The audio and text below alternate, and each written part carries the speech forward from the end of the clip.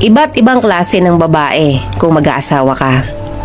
Kapag nag-asawa ka ng babaeng independent at business-minded, accept the fact na hindi niya maaasikaso ang bahay nyo 24/7. Kapag gusto mo naman sa babae ay inaasikaso ka full-time, accept the fact na hindi siya kumikita ng sarili niyang pera at may time na mapapabayaan ang kanyang sarili, kakaintindi sa'yo at sa anak nyo.